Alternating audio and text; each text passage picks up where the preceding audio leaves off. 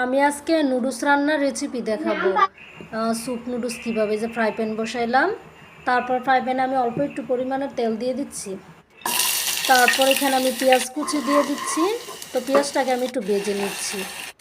আমার পেঁয়াজটা একটু বেশি ভাজা হয়ে গেছে। তারপর আমি বরবটি দিয়ে দিলাম। তারপরে আমি এখানে একটু বরবটিটাকে একটু সিদ্ধ করে তারপর টমেটো দিয়ে দিচ্ছি। টমেটো দিয়ে আমি একটু নেড়ে চেড়ে ভেজে নিচ্ছি। এভাবে যদি একটু ভেজে একটু কষিয়ে নিই, তারপরে মনে করেন একটু খাবারটা ভালো হয়। তারপর আমি ডিম অ্যাড করে দিচ্ছি। তারপর ডিমও ভেজে নিলাম। তারপর পরিমাণ মতো আমি পানি দিয়ে দিচ্ছি। তো এখন পানি দিয়ে একটু ডেকে দিলাম। ডেকে দেওয়ার পর আমার বলক এসে পড়লো। বলক আসার পর আমি একটু নেড়ে চেড়ে আমি এই যে নুডলসটা অ্যাড করে দিচ্ছি।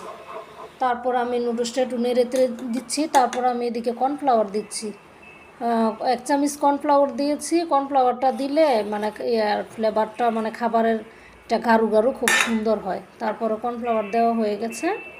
তারপর একটু নেড়ে চেড়ে নিচ্ছি।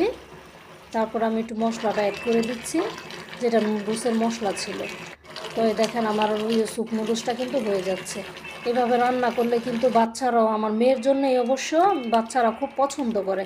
তো এখন আমি পরিবেশন করে নিচ্ছি।